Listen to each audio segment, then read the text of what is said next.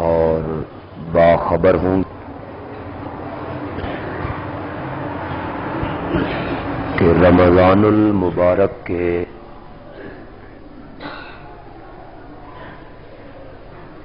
چار درسوں کے لیے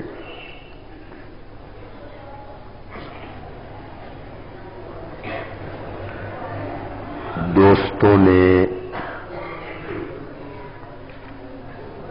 جو عنوان اور موضوع تجویز کیا ہے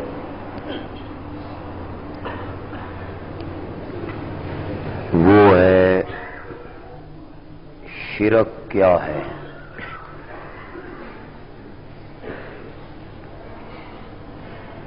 یعنی شرک کی مذمت،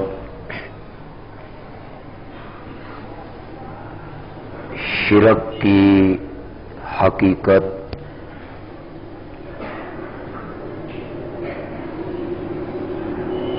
مشرکین مکہ کا شرک کیا تھا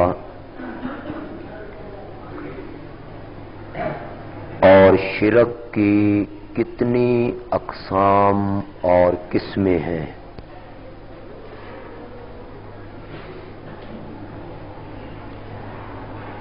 اگر آپ حضرات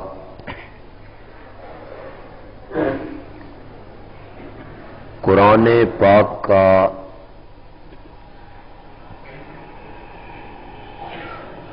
گہری اور دقیق نظر سے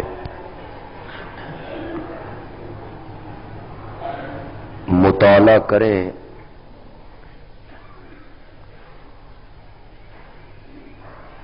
تو آپ کے سامنے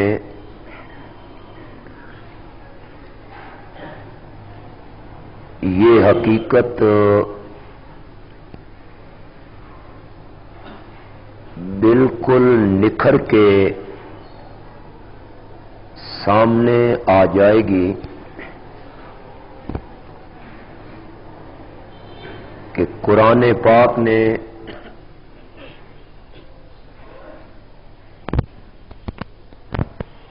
جس مسئلے کو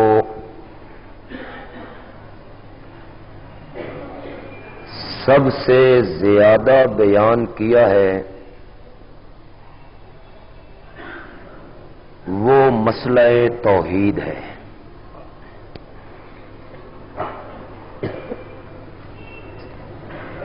مسئلہ توحید کو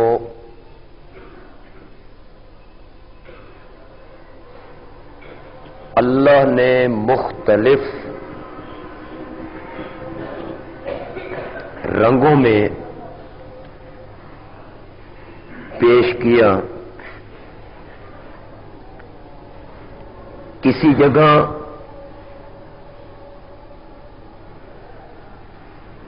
پہلے انبیاء کو بطور دلیل پیش کیا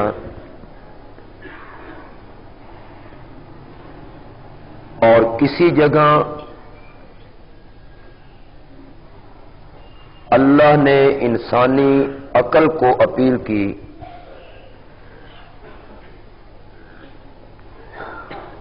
کہ کیا تجھے اتنی بات سمجھ نہیں آ رہی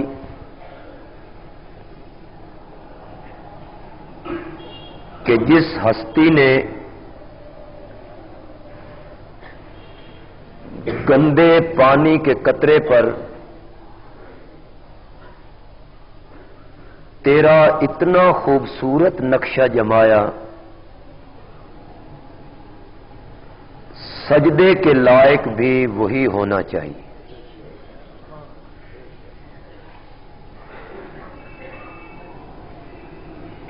اور قرآن پاک نے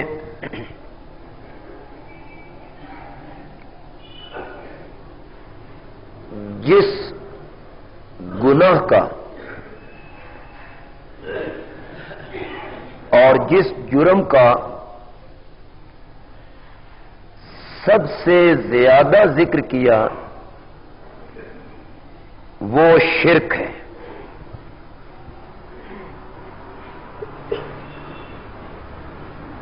یقین جانیے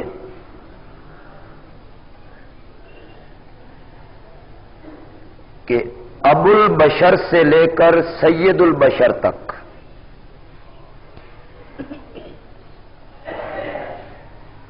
تمام انبیاء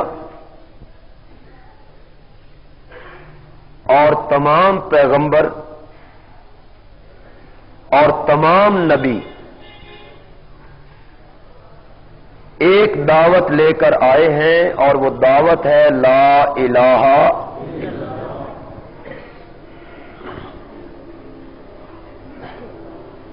یعنی تمام انبیاء نے اپنی اپنی قوم کے سامنے اللہ کی توحید کو بھی بیان کیا، اور انبیاء نے غیر اللہ کی پوجا پاٹ کرنے سے لوگوں کو منع کیا۔ گویا کہ تمام انبیاء کی دعوت توحید ہے، اور ان کا جہاد شرک کے خلاف ہے۔ قرآن پاک نے انداز بدل بدل کے، الفاظ بدل بدل کے مختلف انداز میں شرک کی غلاظت، اس کی گندگی، یہ کتنا بڑا جرم ہے، کتنا قبیح اور کتنا غلیظ، یہ لوگوں کو سمجھانے کے لیے اللہ نے مختلف انداز اختیار کیے ہیں۔ یہی آیت جو سورۃ نساء کی آیت نمبر 116 ہے، اور اسی سورت کی آیت نمبر 48، دونوں جگہوں پہ آیت نمبر 48 میں بھی اور آیت نمبر 116 میں آپ بڑی گہرائی سے اور بڑے تدبر سے اس پر فکر کیجئے، ان لفظوں پہ ذرا غور کیجئے، کیا کہنا چاہتے ہیں اللہ؟ اور اللہ نے شرک کی برائی کو ثابت کرنے کے لیے کیا کچھ کہہ دیا ہے؟ اللہ نے فرمایا یغفر ما دون ذالک لمن یشاء، شرک سے نیچے نیچے، ما دون شرک سے نیچے نیچے جتنے گناہ ہیں اور ان گناہوں کے مرتکب لوگ ہیں، اللہ فرماتے ہیں لمن یشاء، میری رحمت کے سمندر کے لپیٹ میں آ گیا تو معاف کر دوں گا۔ اس سے نیچے نیچے میں اس کی وضاحت کروں کہ اس کے نیچے نیچے کیا ہے، کتنے جرم ہے، اس کے لیے تو قانون بنایا، ان اللہ لا یغفر ان یشرک بہ، اللہ فرماتے ہیں ایک شرک کرنے والا آدمی میری ذات و صفات میں، میری مخلوقات میں سے کسی کو سانجھی، حصے دار بنانے والا، یہ اگلے جمعے بیان کریں گے کہ شرک کیا ہوتا ہے، پھر آپ کو سمجھ آئے گی کہ شرک کیا ہے، پھر اس کی قباحت آپ کے ذہن میں زیادہ بیٹھے گی۔ میری ذات میں اور میری صفات میں مخلوقات میں سے کسی کو سانجھی، حصے دار بناتا ہے، کہتا ہے کہ تو بھی کھوٹی قسمتیں کھڑی کرتا ہے، لیکن تیرے سوا بڑی بھی کھوٹی قسمتیں کھڑی کرتا ہے۔ یہ سانج نہیں تو کیا ہے؟ سانج کے سر پہ سینگ ہوتے ہیں، یا اللہ مدد کہنا اگر اللہ کی پکار ہے تو یا علی مدد کہنا شرک ہے، شرک ہے، غیر اللہ سے مدد مانگنا شرک ہے۔ تو بھی مشکل کشا ہے، کوئی اور بھی مشکل کشا ہے، تو بھی میرے حالات کو جانتا ہے، کوئی اور بھی میرے حالات کو جانتا ہے، تیرے نام کی نظر و نیاز، اوروں کے نام کی بھی نظر و نیاز، تو بھی جھولیاں بھرتا ہے، کوئی اور بھی جھولیاں بھرتا ہے۔ اللہ نے فرمایا جس نے میری ذات میں یا میری صفات میں میری مخلوقات میں سے کسی کو شریک، سانجی، حصے دار بنایا اور بن توبہ کیے مر گیا، توبہ اس نے نہیں کی اور بن توبہ کیے وہ مر گیا، اللہ فرماتے ہیں لا یغفرو، میں نے اس کو معاف نہیں کرنا۔ یہ بچوں کا کھیل نہیں ہے، یہ کسی دنیا کے حکمران کا آرڈر نہیں ہے کہ حزب اختلاف روب ڈالے تو وہ اپنا بیان بدل دے۔ کہنے والا کون ہے؟ لا مبدل لکلماتہ، جس کی کلمات میں تبدیلی نہیں آتی، جس کے احکام میں تبدیلی نہیں آتی۔ اللہ فرماتے ہیں شرک کرنے والے آدمی کا علاج اس دنیا میں ہے، توبہ کر لے، معافی مانگ لے، اس کو سمجھ آ جائے اپنے شرک کرنے کی کہ میں شرک کا مرتکب ہوا ہوں یا ہو رہا ہوں، اور وہ اس دنیا میں توبہ کر لے۔ اس کا علاج اس دنیا میں توبہ کرنا ہے۔ 60 سال شرک کیا، 70 سال شرک کیا، 80 سال شرک کیا، اور جب سمجھ آ گئی اور اس نے توبہ کر لی، معافی مانگ لی، اللہ فرماتے ہیں اس طرح گناہوں سے پاک کر دوں گا جس طرح آج ماں کے پیٹ سے باہر نکلا ہو۔ ان الاسلام یہدم ما کان قبلہ وان الہجرۃ تہدم ما کان قبلہا او کما قال النبی صلی اللہ علیہ وسلم، پچھلے سارے گناہ معاف کر دوں گا۔ مشرک آدمی کا علاج یہ ہے اس دنیا میں توبہ کرے، معافی مانگے، یا اللہ غلطی ہو گئی ہے تو معاف کر دے، میں پچھلے سارے گناہ اس کا شرک معاف کر دوں گا۔ لیکن بن توبہ کیے اگر مشرک مر گیا، اللہ فرماتے ہیں لا یغفرو، میں نے معاف کوئی نہیں کرنا، وَيَغْفِرُ مَا دُونَ، یغفر ما دون ذالک، اس سے کم کم، اس سے نیچے نیچے جتنے گناہ ہیں، جس کو چاہوں گا میری رحمت کا سمندر جوش میں آ جائے میں اس کو معاف کر دوں گا۔ اس شرک سے نیچے کیا ہے بتاؤ آپ؟ اس شرک سے نیچے کیا ہے؟ حقوق اللہ میں کوتاہی، حقوق العباد میں کوتاہی۔ اللہ فرماتے ہیں چوری ہے، ڈاکہ ہے، زنا ہے، سود خوری ہے، شراب نوشی ہے، زنا ہے، قتل کرنا ہے، باپ کو قتل کرنا ہے، باپ کو قتل کرنا ہے، باپ کو قتل کر کے اس کی کھوپڑی اتار کے اس میں شراب پینا ہے، زنا کرنا ہے اور ماں سے زنا کرنا ہے۔ یہ شرک سے نیچے نیچے سارے گناہ ہیں۔ زنا کرنا ہے اور ماں سے زنا کرنا ہے، کعبے کے اندر زنا کرنا ہے اور باپ کو قتل کرنا ہے، اس کی کھوپڑی اتارنی ہے، کھوپڑی میں شراب پینی ہے، بیت اللہ کے اندر بیٹھ کے پینی ہے۔ اللہ فرماتے ہیں میری رحمت کا سمندر جوش میں آ جائے، اس کو ہو سکتا ہے معاف کر دوں، مشرک کو معاف نہیں کروں۔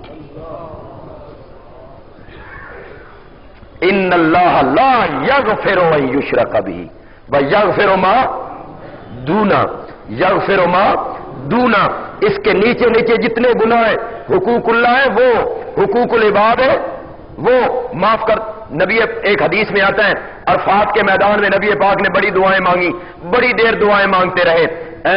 صحابہ نے بعد میں پوچھا یا رسول اللہ آج بڑی لمبی آپ نے دعا مانگی ہے، کیا آج آپ نے مانگا اپنے اللہ سے؟ نبی پاک نے فرمایا میں نے اپنے اللہ سے عرض کی کہ یا اللہ یہ حج میں جو لوگ آتے ہیں اور عرفات کے میدان میں کھڑے ہوتے ہیں اور حج کرنے کے لیے آتے ہیں، میرے اللہ تو نے وعدہ کیا ہے کہ اپنے حقوق تو معاف کر دے گا اور حقوق العباد جو ہے بندوں کے حق وہ تو معاف نہیں کرے گا۔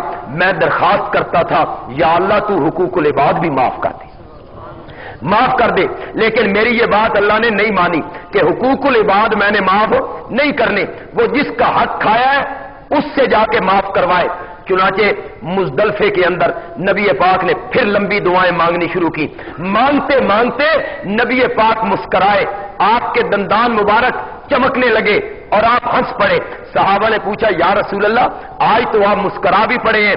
آپ نے فرمایا شیطان کو بھاگتے ہوئے دیکھا ہے, شیطان کو بھاگتے ہوئے دیکھا ہے, اور آج میں نے اپنے اللہ سے یہاں درخواست کی ہے یا اللہ جن لوگوں نے بندوں کے حق غصب کیے ہیں, مولا جس کا حق غصب کیا ہے اس کو بدلہ اپنے دربار سے دے دے. تیرے دربار میں کوئی کمی ہے؟ تیرے خزانے میں مولا کوئی کمی ہے؟ تو اپنے خزانے میں سے بدلہ دے دے, ان کو معاف کر دے. اور میرے اللہ نے مجھ سے معافی کا وعدہ کر, مجھ سے معافی کا وعدہ کر لیا ہے میرے اللہ نے. عرض کرنے کا مقصد یہ ہے کہ شرک اتنا کبھی گناہ ہے, اس کے مقابلے میں زنا, قتل, چوری, سود خوری, شراب نوشی, ان گناہوں کی کوئی حیثیت ہی نہیں ہے. قرآن کہتا ہے کہ میں شرک کو معاف ہم نے نہیں کرنا ہے, اور شرک سے نیچے نیچے جتنے گناہ ہیں بغیر توبہ کیے بندہ مر گیا, اپنی رحمت کے ساتھ اور نبی پاک کی شفاعت کے ساتھ اس بندے کو معاف کر دو, لیکن مشرک کو معاف نہیں کرنا. کیوں معاف نہیں کرنا؟ دیکھیں جرم جو ملک میں لوگ کرتے ہیں, حکومت درگزر کر جاتی ہے یا عدالتوں میں سزائیں دے دیتی ہے حکومت, 1 سال 2 سال 4 سال 7 سال 14 سال 25 سال 20 سال عمر قید. جتنے جرم ہیں ان کی سزا حکومت تجویز کرتی ہے. لیکن اگر کوئی آدمی کہے اس ملک کا حکمران میں ہوں, وزیر اعظم کے مقابلے میں کہے میں وزیر اعظم ہوں, صدر کے مقابلے میں کہے میں صدر ہوں, یہ حکومت میری ہے, اقتدار میرا ہے, تو حکومت وقت اس کو 7 سال 8 سال 20 سال 25 سال سزا نہیں دیتی, بلکہ بغاوت کا کیس بنا کے اس کو سزائے موت دی. اللہ فرماتے ہیں باقی جتنے گناہ ہیں وہ جرم ہے, اور شرک جو ہے یہ میرے خلاف بغاوت ہے, یہ بغاوت کا مرتکب ہوتا ہے, میرے خلاف بغاوت کرتا ہے یہ آدمی. اسی لیے حدیث میں آتا ہے امام الانبیاء سرور کائنات حضرت محمد الرسول اللہ صلی اللہ علیہ وسلم نے فرمایا کہ اللہ تعالیٰ فرماتے ہیں, اللہ تعالیٰ کہتے ہیں کہ جب کوئی بندہ زمین پر میرے ساتھ کسی کو شریک بناتا ہے اور میری صفتوں میں کسی کو سانجی بناتا ہے, اللہ فرماتے ہیں مجھے ایسے محسوس ہوتا ہے جس طرح اس بندے نے مجھے ماں بہن کی گالی نکالی. اگر میری ماں بہن ہوتی, اللہ بتانا یہ چاہتے ہیں جس طرح تمہیں کوئی ماں بہن کی گالی نکالے تو تم غصے میں بفر جاتے ہو. اللہ فرماتے ہیں جب کوئی بندہ زمین پر میری صفتوں میں کسی کو شریک بناتا ہے تو مجھے ایسے محسوس ہوتا ہے اس نے مجھے ماں بہن کی گالی نکالی. کیوں جی؟ یہ جتنے گناہ لوگ کرتے ہیں مرتکب ہوتے ہیں, گناہوں سے معصوم کون ہے؟ انبیاء معصوم ہیں, انبیاء کے سوا تو گناہوں سے معصوم کوئی نہیں ہے.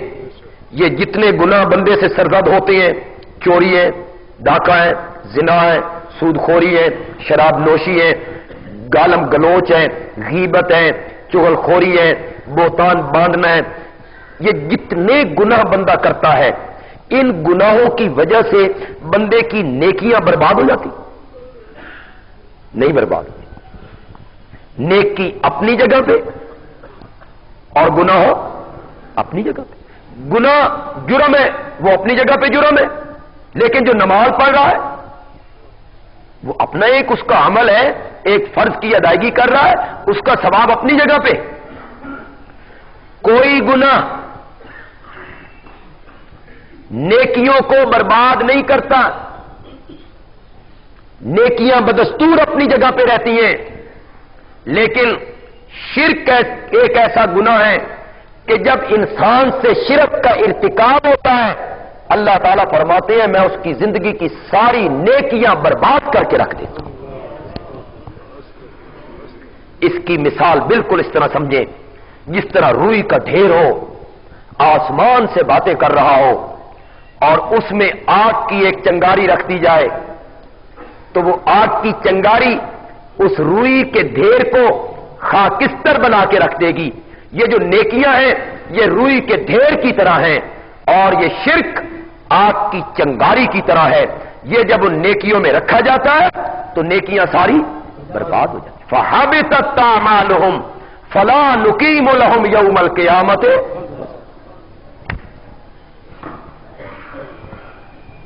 بڑا عجیب رنگ اللہ نے اختیار کیا. اللہ فرماتے ہیں حبطت اعمالہم فلا نقیم لہم یوم القیامت وزنا. ہم نے ان کے سارے اعمال برباد کر دیے اور قیامت کے دن ہم ان کے لیے ترازو قائم ہی نہیں کریں گے. ترازو ہم نے کھڑا ہی نہیں کرنا، اعمال ہم نے تولنے ہی نہیں. بن تولے جہنم کا فیصلہ کرنا ہے مشرکین کے حق میں، اعمال نہیں تولنے. مولا یہ ظلم نہیں ہے کہ بن اعمال تولے آپ ان کے لیے جہنم کا فیصلہ کر رہے ہیں؟ یہ ظلم نہیں ہے. اللہ نے فرمایا ظلم نہیں، عقل کا تقاضا ہے. ترازو وہاں اٹھایا جاتا ہے جہاں دونوں پلڑوں میں رکھنے کے لیے کوئی چیز ہو. ایک طرف سودا اور دوسری طرف بٹے. اوزان، ایک طرف سودا اور دوسری طرف اوزان بٹے وہ موجود ہو پھر ترازو قائم کیا جاتا ہے. اللہ فرماتے ہیں مشرک آدمی جو ہے اس کے شرک والے عمل نے اس کی ساری نیکیوں کو برباد کر کے رکھ دیا تھا. برائی والا پلڑا تو بھرا ہوا تھا، دوسرے پلڑے میں چیز ہی کوئی نہیں، ہم نے قائم کیوں کرنا تھا؟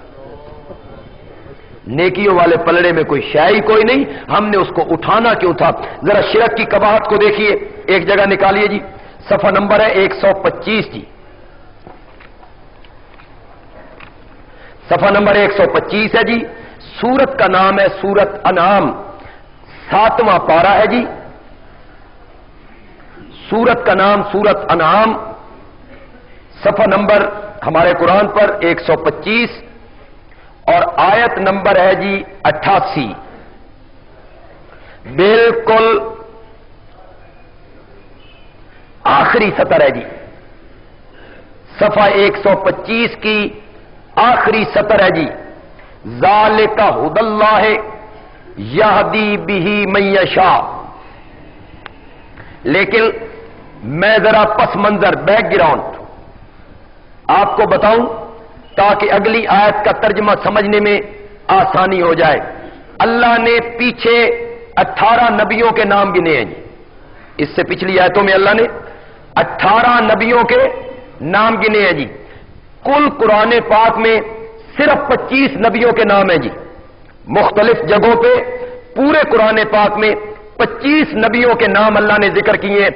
ان میں سے 18 نبیوں کو اللہ نے اکٹھا ان آیتوں میں گن دیا ہے. 18 نبیوں کا نام اللہ نے لیا. اس کے بعد اگر اللہ سارے نبیوں کے نام لیتے چلے جاتے تو سارا قرآن ناموں سے بھر جاتا. اللہ نے ایک اصول بیان کیا جی، بڑے بڑے نبیوں کے نام لے دیے اور فرمایا وَمِنْ آبَائِهِمْ. 18 کے نام تم نے سن لیے، باقی جن کے نام نہیں لیے کچھ تو ان کے باپ دادا تھے. ان 18 کے باپ دادا تھے. وَذُرِّيَّاتِهِمْ اور کچھ ان کی اولاد تھے. وَإِخْوَانِهِمْ اور کچھ ان کے بھائی تھے. یعنی جو گن دیے 18 وہ تم نے پڑھ لیے، جو نہیں گنے کچھ ان کے باپ تھے، دادا تھے، کچھ ان کے بیٹے تھے، پوتے تھے، کچھ ان کے بھائی بند برادری کے لوگ تھے. قرآن نے کہا وَجْتَبَيْنَاهُمْ، میں نے ان سارے نبیوں کو چن لیا تھا. آخر پیغمبر ہوتے ہیں، محبوب خدا ہوتے ہیں، اللہ کے مقرب ترین لوگ ہوتے ہیں. وَجْتَبَيْنَاهُمْ، میں نے اپنے نبیوں کو چن لیا. وَهَدَيْنَاهُمْ اور میں نے ان کو راستہ دکھایا تھا. اِلَى صِرَاطٍ مستقیم، سیدھا راستہ. یہ میرے سارے نبی صراط مستقیم پر چلنے والے تھے. میں نے ان کو صراط مستقیم پر چلایا تھا. میں نے ان کو منتخب کیا تھا، میں نے ان کو چنا تھا، میں نے ان کو مصطفیٰ بنایا، میں نے ان کو مرتضی بنایا، میں نے ان کو محبوب خدا بنایا. محبوب خدا بنایا، مجتبی بنایا، مرتضی بنایا. میں نے ان کو صراط مستقیم پر گامزن رکھا تھا. ذالک ھدی اللہ، یہ ہدایت ہے اللہ کی، یہ ہدایت ہے اللہ کی. یہدی بہ من یشاء، ہدایت دیتا ہے جس کو چاہتا ہے، صراط مستقیم دکھاتا ہے جس کو چاہتا ہے، یہ اللہ کی مرضی ہے، جس کو چاہے سیدھا راستہ دکھا دے اور جس کو چاہے مختلف راستوں پہ بھٹکاتا رہے۔ اب سنیے جی، بالکل صفحے کے آخری لفظ ہے جی، قرآن کہتا ہے 18 نبیوں کے ہم نے نام گن دیے، تم نے سن لیے، باقیوں کا ہم نے اصول بیان کر دیا، کچھ ان کے باپ دادا تھے، کچھ ان کی اولاد تھے اور کچھ ان کے بھائی بہن تھے۔ قرآن کہتا ہے وَلَوْ أَشْرَكُوا، وَلَوْ أَشْرَكُوا، لا فرضیہ، لا فرضیہ، عربی میں لا فرضیہ ہوتا ہے، اردو میں آپ کہتے ہیں چلو ایک منٹ واسطے تیری گل مان لینے ہاں، یعنی یہ ماننے کی ہے تو نہیں، ماننے کی ہے تو نہیں، چلو تو کہتا ہے تو ایک منٹ کے لیے مان لیتے ہیں۔ لو فرضیہ، قرآن کہتا ہے لو اشرکو، اگر یہ پیغمبر شرک کرتے، اگر یہ پیغمبر اور یہ نبی جو میرے مصطفیٰ تھے اور میرے مجتبی تھے اور میرے مرتضی تھے جن پر میں وحی اتارا کرتا تھا، ولو اشرکو، اگر یہ پیغمبر شرک کرتے، لا حابطہ، لا حابطہ، اللہ تعالیٰ برباد کر دیتا، انہم ما کانوا یعملون، جو کچھ وہ عمل کرتے تھے میں نبیوں کے اعمال بھی برباد کر کے رکھ دیتا۔ اب آپ کو سمجھ آئی کہ شرک کتنا بڑا جرم ہے، کہ اگر پیغمبروں سے بھی انتخاب ہو تو پیغمبروں کے اعمال بھی کیا ہو جاتے ہیں، ضائع ہوتے ہیں۔ یہ تو پیغمبروں کی بات تھی۔ چلیے جناب ایک اور جگہ دیکھیے، سورت کا نام ہے سورت زمر جی، صفحہ نمبر ہے 420،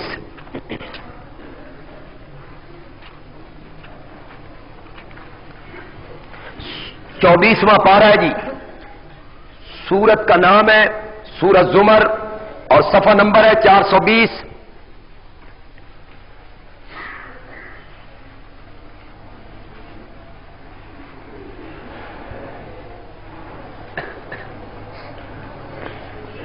اور آیت نمبر ہے جی 65، بالکل صفحے کے درمیان میں آ جائیے جی، وَلَقَدْ أُوحِيَ إِلَيْكَ وَإِلَى الَّذِينَ مِن قَبْلِكَ،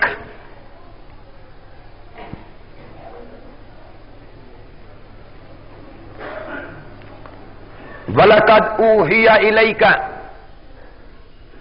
میرے پیارے پیغمبر آپ کی طرف بھی یہ حکم کیا گیا، بالکل اس کو نوٹ کیجئے اور گھروں میں جا کے ترجمہ دیکھیے گا۔ وَلَقَدْ أُوحِيَ إِلَيْكَ، میرے پیارے پیغمبر آپ کی طرف یہ حکم کیا گیا، وَإِلَى الَّذِينَ مِن قَبْلِكَ، اور ان نبیوں کی طرف بھی حکم کیا گیا، من قبلک، جو آپ سے پہلے ہوئے ہیں۔ میرے پیغمبر میں نے آپ کو بھی یہ حکم دیا ہے، میں نے آپ کو بھی یہ حکم دیا ہے اور میں نے پہلے نبیوں کو بھی یہ حکم دیا تھا، کیا؟ لئن اشرکتا، کہ اگر آپ نے بھی شرک کیا، کس کو کہا جا رہا ہے؟ اللہ اکبر، کس کو؟ صرف نبیوں کو نہیں، امام الانبیاء کو، سرور کائنات کو، خاتم النبیین کو خطاب کر کے کہا جا رہا ہے لئن اشرکتا۔ کس کو کہا جا رہا ہے؟ کہ رخ مصطفیٰ ہے وہ آئینہ، کہ اب ایسا دوسرا آئینہ نہ ہماری بزم خیال میں، نہ دکانیں آئینہ ساتھ میں۔ کس کو کہا جا رہا ہے؟ کس کو کہا جا رہا ہے؟ کہ صحن چمن کو اپنی بہاروں پہ ناز تھا اور وہ آ گئے تو ساری بہاروں پہ چھا گئے۔ کس کو کہا جا رہا ہے؟ کس کو کہا جا رہا ہے؟ ان کو کہا جا رہا ہے جن کے متعلق کہیں قرآن میں کہا جاتا ہے میرے پیغمبر میں مکے کی قسم صرف اس لیے اٹھاتا ہوں کہ وہاں تو چلتا پھرتا ہے۔ کس کو کہا جا رہا ہے؟ تو اور میں کون ہوں؟ میری اور تیری کیا حیثیت ہے؟ کس کو کہا جا رہا ہے؟ ان کو کہا جا رہا ہے جن کے متعلق فرمایا وَمَا أَرْسَلْنَاكَ إِلَّا رَحْمَةً لِّلْعَالَمِينَ، وَمَا أَرْسَلْنَاكَ إِلَّا رَحْمَةً لِّلْعَالَمِينَ۔ کس کو کہا جا رہا ہے؟ کس کو کہا جا رہا ہے؟ یہ اس کو کہا جا رہا ہے جو اتنا عظیم ہے، اتنا پیارا ہے اللہ کا کہ فرش پہ کھڑے ہو کے بیٹھ کے چہرہ آسمان کی طرف کرتا ہے تو اللہ قبلے تبدیل کر دیتا ہے۔ کس کو کہا جا رہا ہے؟ جس کی زو کے تذکرے قرآن کرتا ہے. یہ کس کو کہا جا رہا ہے؟ جس کے ہونٹوں کے تذکرے قرآن کرتا ہے. یہ کس کو کہا جا رہا ہے؟ جس کو پورے قرآن میں اللہ نے نام لے کے کبھی نہیں بلایا. جس کو اللہ نے نام لے کے کبھی نہیں بلایا. اللہ اس کی اداؤں کے تذکرے کرتا ہے. یہ کمبل اوڑھ کے سوتا ہے, اللہ کہتا ہے یا ایھا المدثر, اے کمبلی اوڑھنے والے میرے پیارے پیغمبر اٹھ, سونے کا موسم ختم ہو گیا ہے. یہ کس کو کہا جا رہا ہے؟ یہ اس کو کہا جا رہا ہے جس کے متعلق کہا گیا یا ایھا النبی انا ارسلناک شاہدا ومبشرا ونذیرا وداعیا الی اللہ باذنہ وسراجا منیرا. یہ کس کو کہا جا رہا ہے؟ یہ اس کو کہا جا رہا ہے. اس کے متعلق اللہ کہتے ہیں الم نشرح لک صدرک. جس کے متعلق اللہ کہتے ہیں ورفعنا لک ذکرک, ورفعنا لک ذکرک. یہ اس کو کہا جا رہا ہے جس کے متعلق اللہ کہتے ہیں میرے پیغمبر تیرے چچا ابو لہب نے اگر کوہ صفا پہ پہلے دن تجھے گالی نکالی ہے اور اس نے کہا ہے تبا لک سائر الیوم الہذا جماعتنا, تبا لک سائر الیوم الہذا دعوتنا, تیرا سارا دن برباد ہو جائے, تو نے اس دعوت کے لیے ہمیں بلایا تھا. میرے پیغمبر تو نے جواب نہیں دینا, تو نے جواب نہیں دینا, تو نے جواب نہیں دینا. میرے پیغمبر فرش پر تو میرا گلہ نہیں سہ سکتا تو عرش پہ میں بھی تیرا گلہ برداشت نہیں کر سکتا ہوں. میں جواب دوں گا. تبت یدا ابی لہب وتب. یہ کس کو کہا جا رہا ہے؟ امام الانبیاء ہے, سرور کائنات ہے, صاحب قرآن ہے, صاحب معراج ہے. یہ کس کو کہا جا رہا ہے؟ یہ اس کو کہا جا رہا ہے جو منزلوں میں اتنا دور نکل گیا تھا کہ جبریل کے پر جلنے لگے تھے. جبریل کے پر جلنے لگے تھے اور جبریل کہتا تھا اگر ایک بال برابر اوپر اڑوں رب کی تجلیاں میرے پر جلا دے گی. اور اللہ نے کہا تھا میرا سونا پیغمبر آ جا, جتھے نوریاں دے سردار دی منزل ختم ہو گئی ہے اتھے محمد بشر دی منزل شروع ہو. یہ کس کو کہا جا رہا ہے؟ یہ کس کو کہا جا رہا ہے؟ یہ اس کو کہا جا رہا ہے جو سراج منیر ہے, جو خاتم النبیین ہے, جو صاحب قرآن ہے, جو صاحب معراج ہے. یہ اس کو کہا جا رہا ہے جو پوری کائنات کا جوہر ہے, پوری کائنات کی روح ہے, پوری کائنات کا نچوڑ ہے, پوری کائنات کا مغز ہے, پوری کائنات کا مکھن ہے, ساری کائنات کا سردار ہے. یہ کس کو کہا جا رہا ہے؟ اس کو کہا جا رہا ہے جو 14 طبقوں کا دولہ ہے, 14 طبقوں کا دولہ ہے, 14 طبقوں کا سردار ہے, سارے انبیاء کا افسر ہے, سارے انبیاء کا افسر ہے. تو اور میں کون ہے؟ میں اور تو کون ہے؟ ان کو کہا جا رہا ہے لئن اشرکتا, میرے پیغمبر تو میرا محبوب بھی ہے, تو میرا پیارا بھی ہے, تجھے خاتم النبیین بھی بنایا, تجھے رحمت للعالمین بھی بنایا, لیکن میرے پیغمبر اگر بالفرض محال اشرکتا, آپ نے بھی شرک کیا اور آپ سے بھی شرک کا ارتکاب ہو گیا, لَيَحْبَطَنَّ عَمَلُكَ, لَيَحْبَطَنَّ عَمَلُكَ, لَيَحْبَطَنَّ عَمَلُكَ. تیرے اعمال بھی کیا ہو جائیں گے؟ بولو بولو بولو, تیرے اعمال بھی برباد ہو, تیرے اعمال بھی حبط ہو. آگے سنو, آگے سنو, اللہ کہتے ہیں وَلَا تَكُونَنَّ مِنَ الْخَاسِرِينَ, اور میرے پیغمبر تو بھی نقصان اٹھانے والوں میں سے ہو جائے. ایک بات بتائیے, کیا عقیدہ ہے آپ کا, میرا, اہل سنت کا؟ انبیاء سے چھوٹے سے چھوٹا گناہ بھی ہوتا ہے؟ نہیں ہوتا. ماں کی گود سے لے کر قبر میں جانے تک انبیاء ہر قسم کے گناہوں سے معصوم, محفوظ, معصوم عن الخطا والعصیان. پیغمبروں سے کوئی گناہ سرزد نہیں ہوتا. بلکہ میں ایک جملہ کہا کرتا ہوں, آج پھر وہ جملہ کہنے لگا ہوں, میں کہا کرتا ہوں کہ ساری کائنات کے لوگوں کو اللہ خطاب کرتے ہیں کہ تم نے گناہوں کے قریب نہیں جانا. اے ابو بکر گناہ کے نزدیک نہیں جانا, اے فاروق اعظم گناہ کے نزدیک نہیں جانا. انبیاء کے بعد سب سے اعلیٰ تو ابو بکر ہی ہے. اے عثمان گناہ کے قریب نہیں جانا, حیدر کرار گناہ کے قریب نہیں جانا, حسنین کریمین گناہ کے قریب نہیں جانا, سیدہ فاطمہ گناہ کے قریب نہیں جانا, عائشہ گناہ کے قریب نہیں جانا، امام ابو حنیفہ گناہ کے قریب نہیں جانا، امام مالک گناہ کے قریب نہیں جانا، شیخ عبد القادر جیلانی گناہ کے قریب نہیں جانا۔ ساری کائنات کو اللہ خطاب کرتے ہیں کہ تم نے گناہ کے قریب نہیں جانا، بچنا ہے گناہوں سے، اپنے آپ کو گناہوں سے بچانا ہے اور گناہوں کے قریب نہیں جانا۔ لیکن جب انبیاء کی باری آتی ہے اللہ انداز بدل دیتا ہے، اللہ وہاں یہ نہیں کہتا اور میرے نبیوں تم نے گناہ کے قریب نہیں جانا، بلکہ اس وقت اللہ کہتا ہے اوے گناہوں کن کھول کے سنو، تسا میرے نبیاں دے نیڑے نہیں جانا، تسا میرے نبیاں دے نیڑے نہیں جانا۔ وہاں گناہوں کو اللہ کہتا ہے تم نے میرے نبیوں کے نزدیک نہیں جانا۔ کذالک لنصرف عنہ السوء والفحشاء، کذالک لنصرف عنہ السوء والفحشاء، ہم نے یوسف کو گناہوں سے ہٹایا، ہم نے یوسف کو بے حیائیوں سے ہٹایا۔ نہیں، قرآن نے انداز اختیار کیا، قرآن نے کہا کذالک لنصرف عنہ السوء والفحشاء، یوسف وہی کھڑا رہا، ہم نے گناہوں کو دور ہٹا دی۔ انبیاء سے کوئی گناہ سرزد نہیں ہوتا، انبیاء سے کوئی گناہ سرزد نہیں ہوتا۔ اور انبیاء کی بات آئی ہے، نبوت کی بات آئی ہے، عشق رسالت کی بات آئی ہے تو کرتا چلا جاؤں۔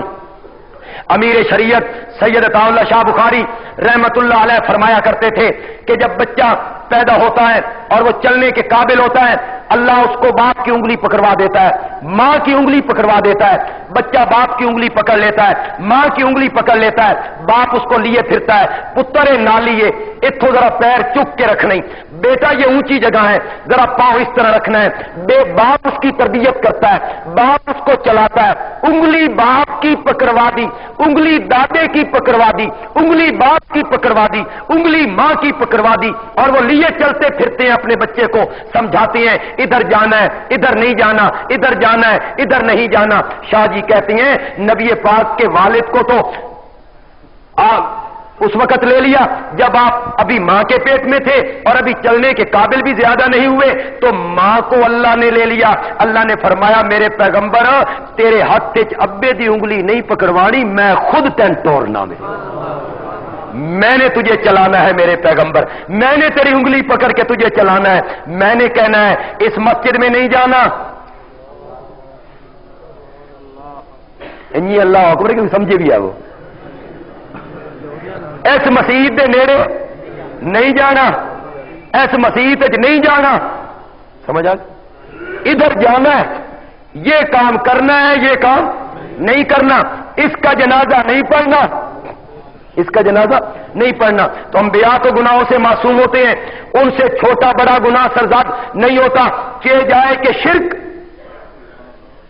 سب سے بڑا گناہ، کبیرے سے اکبر الکبائر، چہ جائے کہ شرک، پھر نبیوں کو کیوں کہا گیا اوے لوگوں، یہ جو اردو میں ایک محاورہ ہے، پنجابی میں ایک محاورہ ہے، آکھاں دینو تے سمجھاواں نونو، آکھاں دینو تے سمجھاواں نونو، اللہ پیغمبروں کو کہہ رہا ہے، سمجھانا کس کو چاہتا ہے؟ لوگوں کو سمجھانا چاہتا ہے۔ اور میرے پیغمبر بھی اگر شرک کریں، جن سے چھوٹا گناہ بھی سرزد نہیں ہوتا، ان کی زندگی کے اعمال میں برباد کر کے رکھ دوں، تم کس بات کی مولی ہو کہ تم شرک کرو تو تمہارے اعمال بھی محفوظ رہیں؟ شرک تمام اعمال کے لیے کیا ہے جی؟ بربادی کا سامان ہے۔ اب آئیے جی ایک بات اور کرتے ہیں، یہ بھی مسئلہ آپ بتائیں۔ ہماری شریعت نے، شریعت محمدیہ نے کسی گناہگار کا جنازہ پڑھنے سے روکا؟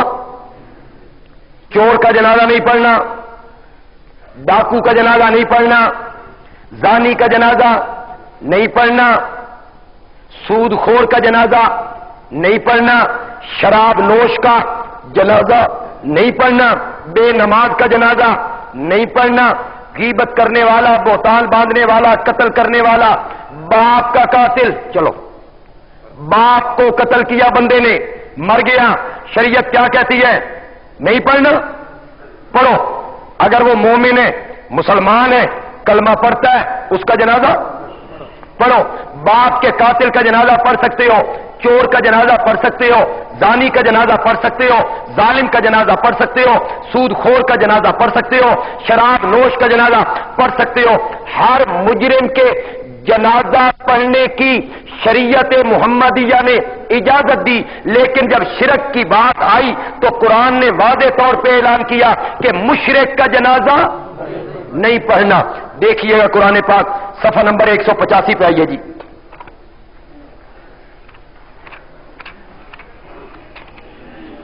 صفحہ نمبر 185 ہے جی۔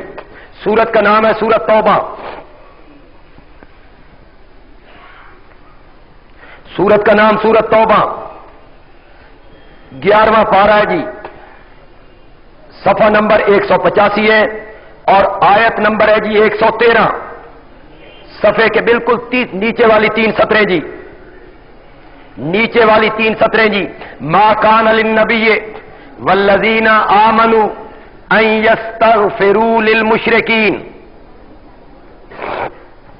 لیکن اس کا بھی میں ذرا پس منظر آپ کے سامنے رکھوں تاکہ یہ آیت سمجھنے میں آپ کو آسانی ہو جائے گی۔ امام الانبیاء سرور کائنات حضرت محمد الرسول اللہ صلی اللہ علیہ وسلم کے ایک چچا کا نام ہے عبد مناف۔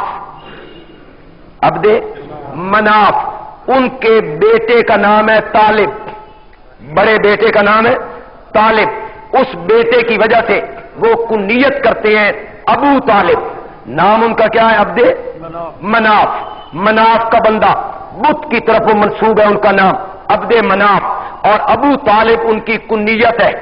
طالب ان کے بڑے بیٹے کا نام ہے اور بڑے بیٹے کے نام پر وہ کنیت کرتے ہیں۔ نبی پاک کی پرورش بھی کی، نبی پاک کا نکاح بھی انہوں نے کروایا، نبی پاک کا ساتھ بھی انہوں نے دیا۔ چچا کا آخری وقت ہے، نبی پاک کو پتہ چلا، نبی پاک وہاں پہنچے، اس کا آخری وقت ہے۔ نبی پاک جب قریب گئے، ابو جال اور وہ ساری پارٹی چارپائی کے قریب ہو گئی تاکہ نبی پاک کو چچا کے قریب جگہ نہ مل سکے، یہ کوئی بات نہ کر سکے۔ نبی پاک دروازے کی چوکھٹ میں بیٹھ گئے اور اپنے چچا کو خطاب کر کے کہا، چچا تیرے مجھ پر بڑے احسان ہیں، اب تیرا آخری وقت ہے، نزع کا عالم تجھ پر طاری ہے، میں تجھے کلمے کی دعوت دینے آیا ہوں، میں تجھے دعوت دینے آیا ہوں کہ لا الہ الا اللہ محمد الرسول اللہ، اللہ کی توحید اور میری رسالت کا اقرار کر لے۔ چچا اس دعوت کا اقرار کر۔ آگے سے ابو طالب کہتا ہے، انی عالم انا کا صادقن و انا دینا کا حقن، میں اچھی طرح جانتا ہوں کہ تو بھی سچا ہے اور میں یہ بھی جانتا ہوں کہ تیرا دین بھی سچا ہے، لیکن میرے بھتیجے میری زندگی کا آخری وقت ہے، اگر اب میں کلمہ پڑھتا ہوں تو میرا ناک کٹ جائے گا، لوگ کہیں گے موت کے ڈر سے ابو طالب نے کلمہ پڑھ لیا تھا، میری اولاد کو لوگ تانے ماریں گے کہ موت کے ڈر سے تمہارے بابا دادا نے کلمہ پڑھ لیا تھا۔ میں جانتا ہوں کہ تیرا دین سچا ہے، لیکن میں عبد المطلب کے مذہب پہ مر رہا ہوں۔ یہ جملہ کہتا ہے ابو طالب، میں عبد المطلب کے مذہب پہ مر رہا ہوں، میں اپنے باپ کے مذہب پہ مر رہا ہوں، میں تیرا کلمہ نہیں پڑھتا۔ نبی پاک نے فرمایا، چچا اگر زور سے کلمہ نہیں پڑھتے ہو میرے کانے کی پر چھڑ، چچا میرے کان میں کلمہ پڑھ دے، میں قیامت کے دن شفاعت کر کے تجھے اپنے ساتھ جنت میں لے کے جاؤں گا، کان میں کلمہ پڑھ دے۔ ابو طالب نے مان کے نہیں دیا، نبی پاک روتے ہوئے اٹھ کے آ گئے، ابو طالب کا انتقال ہو گیا۔ حضرت علی رضی اللہ تعالیٰ عنہ ان کے وہ والد ہیں، انہوں نے آ کے اطلاع دی۔ اطلاع کن لفظوں کے ساتھ دی؟ اطلاع دیتے ہیں، ان عمک الزال الشیخ قد ماتا، ان عمک الزال الشیخ قد ماتا، حضور اور تہاڈا بڈھا چاچا گمراہ مر گیا جی۔ ان عمک الزال الشیخ قد ماتا، وہ بوڑھا گمراہ چچا جو آپ کا تھا وہ مر گیا ہے۔ نبی پاک کے دل میں یہ خیال آیا کہ چلو میں دعائیں مغفرت تو کر لوں اپنے چچا کے لیے، آگے اللہ مانے یا نہ مانے، مغفرت کے 2 بول تو بول لوں اپنے چچا کے لیے۔ چنانچہ اس وقت یہ آیت اتری، اللہ فرماتے ہیں، ما کان للنبی، کسی نبی کو یہ بات مناسب نہیں، والذین آمنوا، اور کسی مومن کو بھی یہ بات مناسب نہیں، کسی نبی کو یہ بات مناسب نہیں، اور کسی مومن کو بھی یہ بات مناسب نہیں ان یستغفروا کہ وہ بخشش طلب کرے، بخشش مانگے للمشرکین، کرو میں نا، کس کے لیے؟ مشرکین کے لیے، شرک کرنے والوں کے لیے وہ بخشش مانگے، یا اللہ اس کو معاف کر دے، یا اللہ اس کو بخش دے، ولو کانوا اولی قربا، باپ ہو وہ پیغمبر کا بیٹا یا وہ پیغمبر کی بیوی ہو، پیغمبر کی بیوی ہو یا پیغمبر کا بیٹا ہو یا پیغمبر کا چچا یا پیغمبر کا باپ ہو، ولو کانوا اولی قربا، اگرچہ وہ قریبی رشتہ دار ہو، بخشش مانگنے کی اجازت کوئی نہیں۔ کیوں؟ من بعد ما تبین لہم، بعد اس بات سے کہ ان مومنوں پر یہ بات ظاہر ہو چکی ہے، انہم اصحاب الجحیم، کہ مشرک جو ہیں یہ سارے جہنمی ہیں، مشرک جو ہیں یہ سارے جہنمی ہیں۔ مجھے ایک بات کا جواب دیجئے، کہہ دینا چاہیے بے اللہ بڑا تنگ نظر ہے، کی خیال ہے؟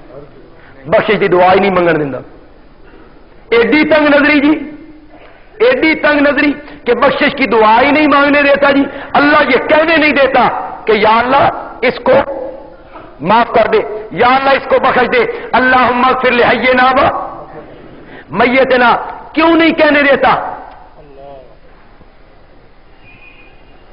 اللہ تعالی یہ جملہ اس لیے نہیں کہنے دیتا، اللہ تعالیٰ فرماتے ہیں او میرے موحد بندے، او میرے مومن بندے، او میرا توحیدی بندہ، تو میرا پیارا بندہ، تو میرا دوست، تو میرا پیارا، تو میرا موحد بندہ، اور وہ ہے مشرک، اور میں نے آسمان سے اعلان کیا کہ میں نے مشرک کو معاف کوئی نہیں کرنا، میں نے بغیر توبہ کے مشرک مر گیا تو میں نے مشرک کو معاف کوئی نہیں کرنا، میں آسمان سے کہوں میں نے اس کو معاف نہیں کرنا، اور تو زمین پہ کھڑے ہو کے کہے یا اللہ معاف کر دے، اور میرے موحد بندے تیری میری لڑائی چنگی نہیں لگتی، تیرا میرا رونا چنگا نہیں لگتا، تیرا میرا جھگڑا چنگا نہیں لگتا، تو بھی وہی بات کہہ جو تیرا رب کہتا کہ مشرک کو اللہ نے معاف نہیں کرنا۔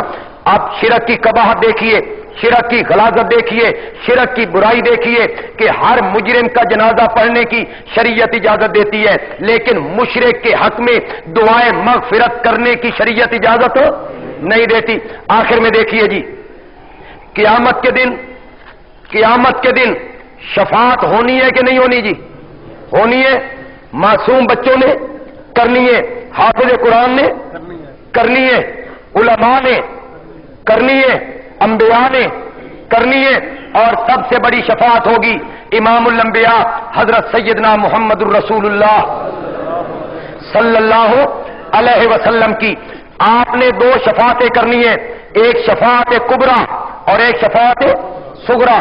شفاعت کبریٰ ساری دنیا کے لوگوں کے لیے، اور شفاعت صغریٰ صرف اپنی امت کے لیے نبی پاک نے شفاعت کرنی ہے۔ ذرا دیکھیے کس بندے کو وہ شفاعت ملنی ہے، کس بندے کو وہ شفاعت نصیب ہونی ہے؟ امام الانبیاء سرور کائنات حضرت سیدنا محمد الرسول اللہ صلی اللہ علیہ وسلم ایک دن مسکراتے ہوئے خوشی کے لمحات میں باہر نکلے ہیں۔ صحابہ کرام نے پوچھا یا رسول اللہ آج آپ کے چہرے پہ بشاشت زیادہ ہے، آج آپ کے چہرے پہ مسرت کے آثار زیادہ ہیں، کیا بات ہے؟ نبی پاک نے فرمایا خوش کیوں نہ ہوں، ابھی ابھی جبریل آیا تھا، اور جبریل نے اللہ کا پیغام پہنچایا ہے کہ میرے پیارے پیغمبر کو جا کے کہو دو چیزوں میں سے ایک چن لے۔ کیا مقام ہے میرے پیارے پیغمبر کا، کیا تعلق ہے اللہ سے نبی پاک کا۔ میرے پیغمبر کو کہو دو چیزوں میں سے ایک چیز چن لے، جو منظور کر لے دو چیزوں میں سے۔ جبریل امین نے وہ دو چیزیں پیش کی۔ پہلی چیز یہ، اگر میرے پیارے پیغمبر چاہیں اور میرے پیارے پیغمبر کہیں تو میں ان کی آدھی امت بغیر حساب کتاب کے جنت میں بھیجتا ہوں، آدھی امت بغیر حساب کتاب کے میں جنت میں بھیجتا ہوں۔ یا تو اس چیز کو وہ پسند کر لیں، اور اگر اس چیز کو وہ پسند نہیں کرتے ہیں تو میدان معاشر میں مقام شفاعت کو پسند کر، کہ میرے پیارے پیغمبر کو میں شفاعت کی اجازت دوں، میرے پیغمبر شفاعت کریں، اگو میری مرضی میں مننا یا نہ مننا، تو مرضیوں کا مالک ہے۔ شفاعت کیا ہے؟ شفاعت دعا ہے۔ شفاعت کیا ہے؟ دعا ہے۔ دعا کرنی ہے، یا اللہ اس کو معاف کر دے، یا اللہ اس کو بخش دے، یا اللہ اس پہ رحم کر دے، یا اللہ اس کو جہنم سے بچا لے۔ آپ کریں دعا، آپ کریں دعا، آگے میری مرضی میں مانوں یا نہ مانوں، دو چیزوں میں سے ایک چیز چن لیجئے۔ صحابہ کے ذہن میں بھی وہی بات آئی جو بات آپ کے ذہن میں آئی ہوئی ہے، ادھی امت۔ یہ سوکھا کام ہے نا، ادھی امت بغیر حساب کتاب سے جنت میں چلی جائے۔ صحابہ کے ذہن میں بھی یہی بات آئی۔ صحابہ نے پوچھا یا رسول اللہ پھر آپ نے کون سی چیز کو پسند کیا؟ آپ نے فرمایا میں نے میدان معاشر میں مقام شفاعت کو پسند کیا، میں نے مقام شفاعت کو پسند کیا، میں شفاعت کروں گا۔ آدھی امت بغیر حساب کتاب کے میں جنت میں نہیں لے جانا چاہتا۔ یا رسول اللہ آدھی امت اور بغیر حساب کتاب کے جنت میں جا رہی ہے اور آپ نے اس کو پسند نہیں کیا اور مقام شفاعت کو پسند کر لیا۔ نبی پاک نے فرمایا مجھے اپنے رب کی رحمت اور رب کی مہربانی اور رب کا فضل اور رب کے کرم سے یہ یقین ہے کہ جب میں شفاعت کروں گا آدھی سے زیادہ امت اپنے ساتھ جنت میں لے کے جاؤں گا۔ مجھے یہ یقین ہے میں آدھی سے زیادہ امت اپنے ساتھ جنت میں لے کے جاؤں گا۔ لیکن نبی پاک نے فرمایا وہیا وہ شفاعت کس کو ملے گی؟ وہیا لمن ماتا، وہ شفاعت اس بندے کو ملے گی جو اس حالت میں مرا کہ اس نے اللہ کے ساتھ شرک نہیں کیا، شرک نہیں کیا۔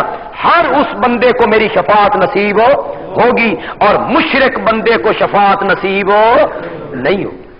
یہ نبی پاک نے کیوں کہا بھائی میں آدھی سے زیادہ امت جنت میں لے کے جاؤں گا؟ مجھے امید ہے اپنے رب کی رحمت سے کہ میں آدھی سے زیادہ امت جنت میں لے کے جاؤں گا۔ یہ نبی پاک نے اس لیے کہا کہ آپ نے فرمایا ہر نبی کو، سنیے گا غور سے ذرا، آپ نے فرمایا ہر نبی کو اللہ ایک دعا مانگنے کا اختیار دیتے ہیں۔ ہر نبی کو ایک دعا مانگ لے جڑی منی جانی۔ ہر پیغمبر کو ایک دعا کا اختیار دیا جاتا ہے جو لازماً قبول ہوتی ہے۔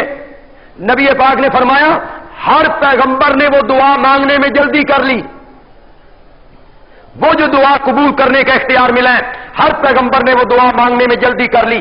قوم نے ستایا، پیغمبر نے عذاب مانگ لیا، قوم نے ستایا، پیغمبر نے مدد مانگ لی۔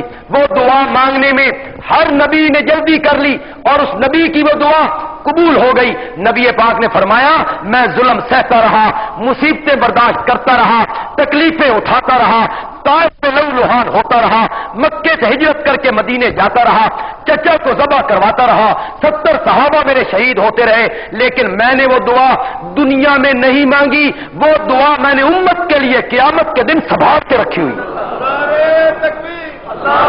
میں نے وہ دعا سنبھال کے رکھی ہوئی ہے قیامت کے دن کے لیے۔ میں قیامت کے دن وہ دعا کروں گا، اللہ میری دعا قبول کرے گا، لیکن یہ دعا اس بندے کو ملے گی جو اس حالت میں مرے گا کہ اس نے اللہ کے ساتھ کسی کو شریک نہیں۔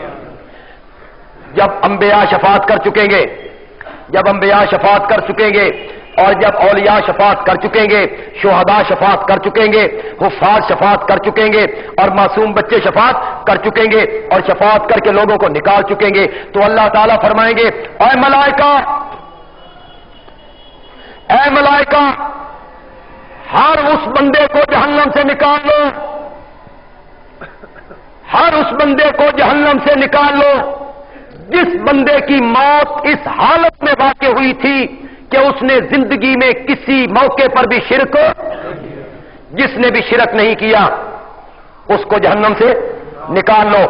اگر ذرہ برابر بھی ایمان نظر آ رہا ہے، ذرہ برابر بھی ایمان نظر آ رہا ہے، شرک نہیں ہے، اس کو نکال لو۔ پھر حدیث میں آتا ہے جب فرشتے بھی نکال چکیں گے اللہ کہے گا نبیوں نے بھی شفاعت کر لی، فرشتوں نے بھی شفاعت کر لی، حافظوں نے بھی شفاعت کر لی، معصوم بچوں نے بھی شفاعت کر لی۔ اللہ فرمائیں گے ہن میری باری ہے، اب میری باری ہے۔ اللہ جہنم کے قریب آئیں گے اور اپنے دونوں ہاتھ جہنم میں ڈال کے اللہ تعالیٰ وہاں سے ایمان والوں کو جو بدکار گناہگار تھے ان کو نکال کے جنت میں پہنچائیں گے۔ نبی پاک نے جب اس حدیث کا تذکرہ کیا، نبی پاک نے فرمایا اللہ دے ہاتھ پتہ نہیں کیڑے وڈے ہونے نے، اللہ کے ہاتھ ہے نا جو 72 اللہ نے جہنم میں بندیاں نو کڈ لینا۔ بات میں کہنا یہ چاہتا تھا آج کے درس میں، شرک کی مذمت میں، شرک کی قباحت میں آپ پھر ایک دفعہ اس کو سینے میں جما لیں اس بات کو جی، ہر گناہ بغیر توبہ کے اگر بندہ مر گیا اللہ معاف کر دے گا، اگر چاہے گا تو شرک کو معاف بولو نہیں کرے گا۔ شرک تمام اعمال کو کیا کر دیتا ہے؟ برباد کر دیتا ہے۔ اور مشرک کے حق میں بخشش مانگنے کی اجازت کوئی نہیں ہے۔ بیٹھیے سارے بیٹھ جائیں، انشاءاللہ اتنا انتظام ہے نا، تسی سہری ویتے کر کے جاؤ تو تھوڑے پورا ہو جائے انشاءاللہ۔ آپ بالکل اطمینان سے بیٹھیں، سنجیدگی برقرار رہنی چاہیے، اور موحد آدمی ہوئے تو بہت زیادہ سنجیدگی ہونی چاہیے، ایثار بھی کرنا چاہیے۔ ایثار کا مطلب یہ ہے چلو میری خیر ہے، میرے بھائی کا کم بڑھنا چاہیے، لیکن یہاں بندہ حال دعائی اپنی مچاتا رہے، یہ کوئی مومن کی علامت نہیں ہے۔ مومن کی علامت یہ ہے کہ اپنے بھائی کے لیے وہ ایثار کرتا ہے، خود پیچھے ہٹتا ہے، مومن کو جگہ دیتا ہے، یہ ایثار ہے۔ اسلام نے اس بات کو سکھایا ہے۔ تو مشرک کے حق میں دعائے مغفرت نہیں کرنی، شرک کی قباحت اور شرک کی مذمت آج میں نے آپ کو سمجھائی ہے۔ آئندہ جمعہ انشاءاللہ ہم بیان کریں گے شرک کیا ہے، یہ ہے کیا، جس کا مرتکب ابدی جہنمی، جس کے مرتکب کے لیے مغفرت کی دعا کوئی نہیں، اور جس کے مرتکب کو نبی پاک کی شفاعت نصیب کوئی نہیں ہوگی، یہ جرم ہے کیا، یہ ہم نے آئندہ جمعہ بیان کرنا ہے۔ آپ تمام حضرات تو تشریف لائیں گے انشاءاللہ۔ میں عرض یہ کروں گا کہ آپ دعوت دیں گے اور دوستوں کو، اپنے ساتھ دوستوں کو بھی ملا کے لائیں گے تاکہ ان کو شرک کی حقیقت کا پتہ چلے۔ آپ اس کا اشتہار بنیں گے، آپ لوگوں کو دعوت دیں گے اور مزید لوگوں کو اس میں شامل کریں گے۔ دعا کر لیجیے۔ الحمدللہ رب العالمین والصلاة والسلام علی سید المرسلین وعلی آلہ وصحابہ اجمعین۔ ربنا آتنا فی الدنیا حسنہ وفی الآخرۃ حسنہ وقنا عذاب النار۔ اللہم یا ارحم الراحمین ارحم علینا۔ یا اللہ ہمارا یہ مل بیٹھنا اپنے دربار میں قبول و منظور فرما۔ یا اللہ اسے ذخیرہ آخرت بنا دے، یا اللہ اسے باعث اجر بنا دے، یا اللہ یہ قرآن کا سننا سنانا پڑھنا پڑھانا یا اللہ اس کو باعث اجر بنا دے۔ یا اللہ جن لوگوں نے رمضان المبارک کے روزے رکھے ہیں یا اللہ ان کا یہ عمل قبول و منظور فرما۔ باران رحمت کے لیے دعا کیجیے، یا اللہ باران رحمت نازل فرما، یا اللہ باران رحمت نازل فرما۔ اللہم اغثنا غیثا مغیثا، اللہم اغثنا غیثا مغیثا۔ یا اللہ خوشگوار بارش عطا فرما، یا اللہ باران رحمت نازل فرما۔ یا اللہ ہمیں قرآن کا شوق عطا فرما، یا اللہ ہمیں قرآن کا ذوق عطا فرما، یا اللہ قرآن کی محبت عطا فرما، یا اللہ قرآن کے احکام ہماری زندگیوں میں داخل فرما دے، یا اللہ ہمیں قرآن کے احکامات پہ عمل کرنے کی توفیق عطا فرما، ہمیں قرآن سمجھنے کی توفیق دے، یا اللہ قرآن پڑھنے کی توفیق دے، یا اللہ قرآن کا معنی ترجمہ مفہوم سمجھنے کی توفیق دے۔ تمام بیماروں کے لیے دعا کرو، اللہ سب بیماروں کو شفا کاملہ عطا فرمائے۔ جتنے ہمارے ہم تو دنیا میں جی رہے ہیں، بیماروں کے لیے بھی دعا کر رہے ہیں، بارشوں کے لیے بھی دعا کر رہے ہیں، جتنے ہمارے مواحد بھائی بزرگ اس دنیا سے رخصت ہو چکے ہیں وہ ہماری دعاؤں کے محتاج ہیں، وہ ترس رہے ہیں، ان سب کے لیے دعا کرو اس عظیم موقع پر اور اس اہم موقع پر۔ یا اللہ تو ان کی مغفرت فرما دے، یا اللہ جتنے ہمارے بزرگ، جتنے ہمارے بھائی، ہماری بہنیں، ہماری مائیں اس دنیا سے رخصت ہو چکے ہیں، وفات پا چکے ہیں، تیرے پاس جا چکے ہیں، میرے اللہ تو ان کی اگلی زندگی آسان فرما دے۔ یا اللہ ان پہ کرم کا معاملہ فرما، فضل کا معاملہ فرما، رحم کا معاملہ فرما۔ یا اللہ ان کے قصور معاف کر دے، یا اللہ ان کے قصور معاف کر دے، یا اللہ ان کے قصور معاف فرما دے، یا اللہ ان کی قبر فراخ کر دے، یا اللہ ان کی قبر کشادہ کر دے، یا اللہ ان کی قبر ٹھنڈی فرما دے، یا اللہ ان کی قبر روشن فرما دے۔ وصلی اللہ علیہ وعلی آلہ وصحابہ اجمعین، آمین برحمتک۔